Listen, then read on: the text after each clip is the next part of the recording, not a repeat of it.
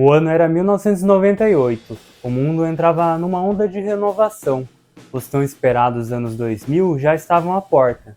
Enquanto no Brasil, milhões de famílias voltaram a consumir mais com a reestruturação da economia decorrente do Plano Real, o Japão, pelo contrário, convive com as consequências do estouro da bolha econômica no começo dos anos 90.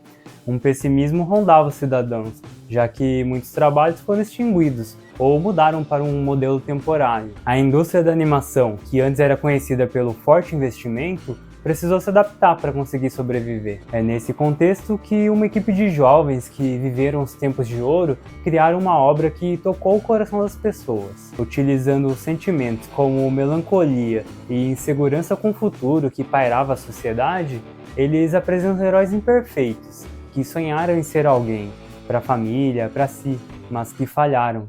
E agora não tinha mais nada a não ser eles mesmos. Eu sou o Mika e hoje eu vou contar sobre como um grupo de amigos criaram um clássico tão único que continua capturando corações das pessoas até hoje, Cowboy Bebop.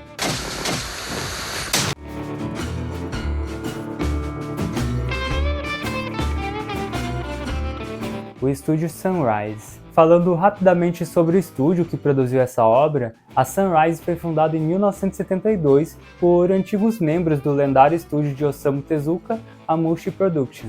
A Sunrise já nasceu com um pensamento de empreender através de suas obras, mas com uma mentalidade de vender brinquedos, mais precisamente robôs e naves. Como falei no vídeo sobre a Mushi, a animação era um processo complexo e caro. Os fundadores conheceram esses problemas financeiros de perto quando ainda trabalhavam lá. Então, para continuar com o estúdio, foram procurar parceiros para investir na empresa. Um dos pilares da liderança foi diminuir os custos com direitos autorais. Então, a Nippon Sunrise, nome da empresa na época, fez algumas obras originais, não se utilizando de mangás ou histórias já lançadas. Tezuka teve grandes problemas para manter seu estúdio funcionando, muito devido à sua falta de experiência como gestor. Então, os líderes da Sunrise quiseram evitar conflitos relacionados com arte e orçamento acontecessem.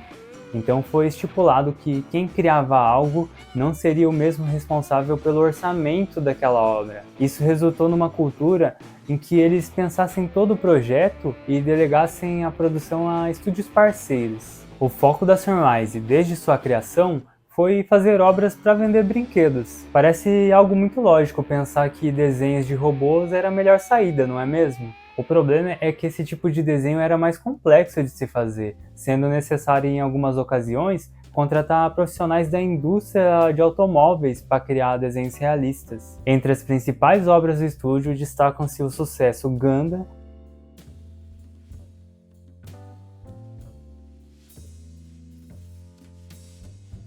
e a série Macross.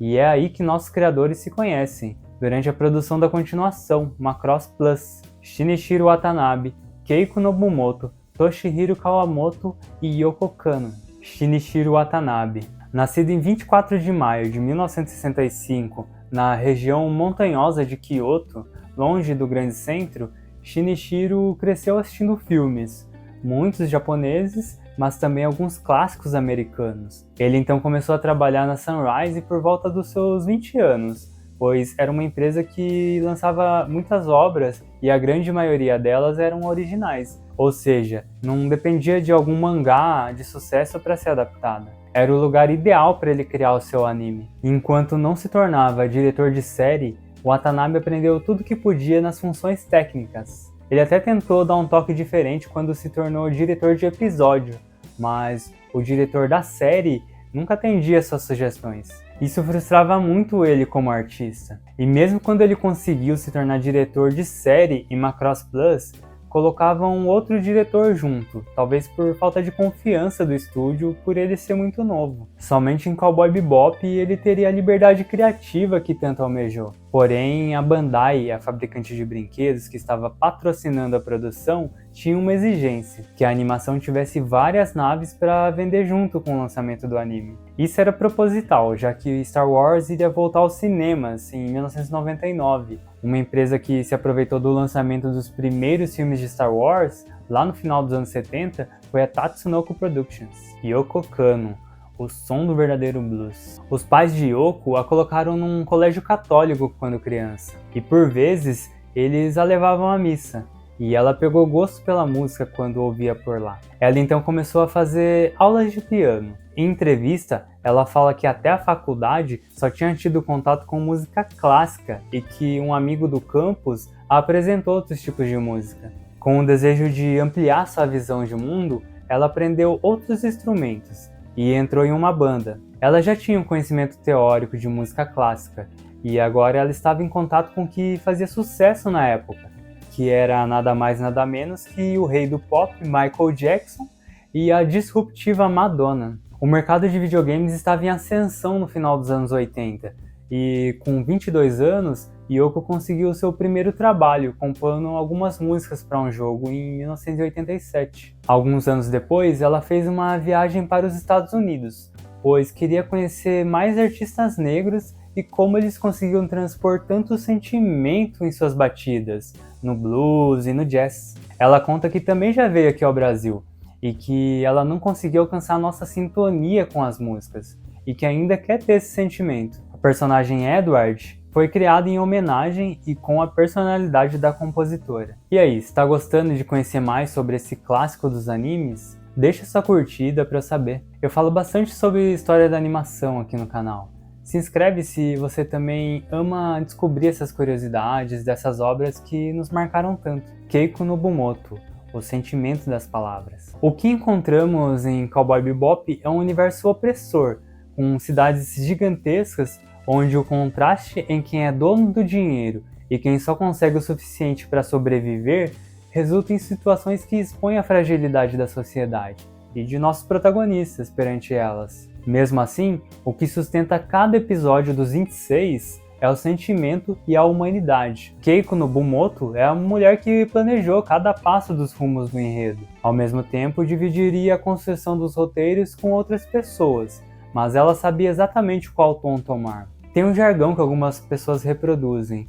Ele diz que as obras de ficção científica futuristas não falam no futuro, e sim da atualidade em que seus criadores vivem. E era isso que a roteirista queria passar para o público. E o que Bebop me passa é a sensação de família, que nenhum dos personagens tinham sozinhos, mas quando estavam reunidos na nave, era onde sentiam um porto seguro em suas vidas. Keiko fala que esses personagens com defeitos, qualidades, com uma profundidade, é o que torna essa obra tão original. Essa é uma marca que ela carregou em toda a sua carreira. Ela trabalhou em poucas obras em quantidade, mas não se engane, essas obras tiveram um impacto fora da curva. Sua percepção em transpor o que a sociedade estava sentindo através de sua escrita fez com que um dos diretores mais respeitados de animação, Satoshi Kon, a chamasse para criar com ele, mais um clássico. Enquanto em Bebop ela escrevia sobre melancolia e solidão, em Tokyo Godfathers ela traria esperança.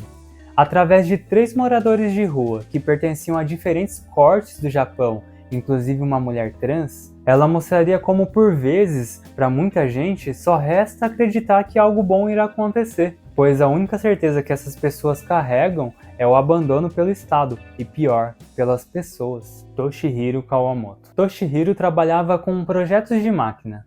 Acredito que a oportunidade do desenho técnico na indústria foi a primeira ligação com o processo de criação de algo, mas provavelmente em algum momento ele se sentiu cerceado por regras e rotinas muito engessadas que essa indústria adota. Eu lembro de já ter tido algumas conversas com um professor meu que fazia mentorias em algumas empresas, e ele comentava que faltava um pouco mais de oportunidade de criação, de implementar uma visão mais artística nesses espaços. Muitas vezes os líderes são guiados por números e regras estipuladas há muito tempo atrás, e se esquecem que a arte e a troca de ideias é o que movimenta a inovação. Ele então larga os desenhos técnicos e muda de ramo, trabalhando agora com um desenho artístico.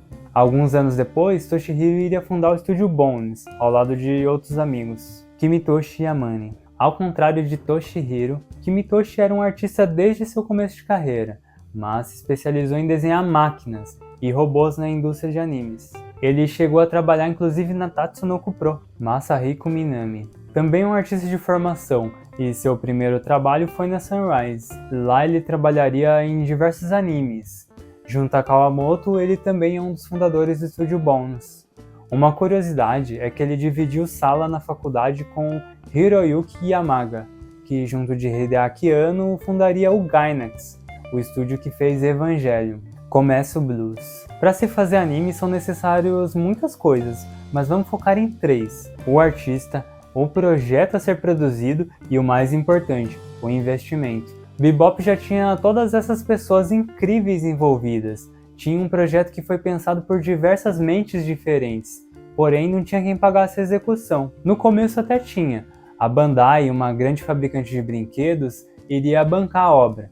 Porém, ao ver que as naves que ela tanto queria vender não estavam aparecendo conforme ela queria, desistiu do projeto. E isso atrasou a obra e todos ficaram receosos com o trabalho que tanto sonharam em fazer, mas que não veria a luz do dia. Então um outro braço da mesma empresa, a Bandai Visual, viu o projeto de Watanabe tempos depois. Eles eram responsáveis por animes e séries e precisavam de coisas novas. Então toparam o desafio de patrocinar essa obra. O Watanabe fala que se não fosse por eles, provavelmente ele estaria trabalhando num emprego comum hoje em dia. A série é muito inspirada em filmes americanos antigos, como os clássicos westerns, o que inspirou nossos protagonistas a serem caçadores de recompensa. Ainda sobre o conceito do anime, Watanabe fala que ele primeiro pensou no Spike e depois desenvolveu a história amoldando para transformá-lo no personagem que ele tinha à cabeça. Em entrevista, Keiko fala que o anime conversou tão bem com o público porque era algo feito com muito carinho por eles e para eles. O objetivo era fazer algo que eles mesmos gostariam de assistir. Esse é um ponto que a gente perde com o passar dos anos. Nós estamos sempre fazendo coisas para os outros, para mostrar um status, para performar uma pessoa que nós nem somos. As redes sociais fazem isso conosco. Precisamos nos comparar com os outros para nos sentirmos bem. E mesmo assim, se não temos a vida de uma pequena parcela que esbanja dinheiro, carros e corpos totalmente adulterados para alcançarem a perfeição do momento, nós ficamos desanimados e uma tristeza sem tamanho nos consome. E onde vamos nos aliviar? No consumismo, nos vícios, no papo de alguns coaches que pregam que todos temos a mesma quantidade de horas, enquanto você tem que levantar 3 horas antes para não perder o ônibus para o trabalho. Os artistas trabalhavam em conjunto na produção do anime. Foi um ambiente com muita colaboração e, como no show de jazz, houve muito improviso. Essa cultura era inclusive reforçada e apoiada pelas lideranças do projeto. Isso me lembrou de como Hayao Miyazaki queria trabalhar dessa forma na Toei, mas os líderes não deixaram. Esse evento influenciou ele a procurar outras alternativas para conseguir se expressar. Eu falo um pouco dessa história nesse vídeo. Ainda sobre Miyazaki, a personalidade de Spike tem inspiração em Lupin, um clássico dos animes e também um dos primeiros trabalhos em que o criador do estúdio Ghibli dirigiu antes de ter o seu próprio estúdio. O roteiro é feito de tal maneira a não deixar questões mal resolvidas. Eles queriam fazer os 26 episódios e acabar a história por ali mesmo. Afinal, a Sunrise já tinha uma obra eterna que era Gundam. Um outro diferencial do anime, que hoje, quase 30 anos depois, ainda não é comum, é a variedade de raças, comunidades e povos. Como o Bebop se passa em diversos planetas que a humanidade colonizou, dá para se presumir que seria comum ter uma miscigenação de pessoas.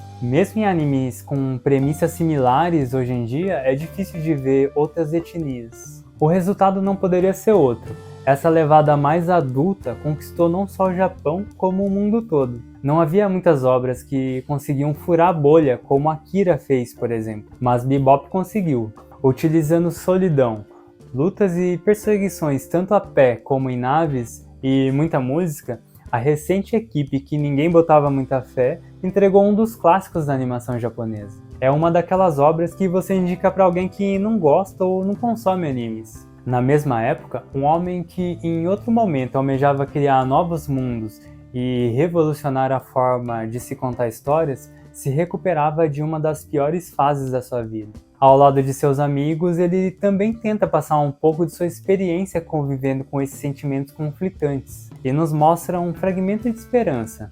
Mas essa história Essa eu conto outro dia. Obrigado por assistir e até mais.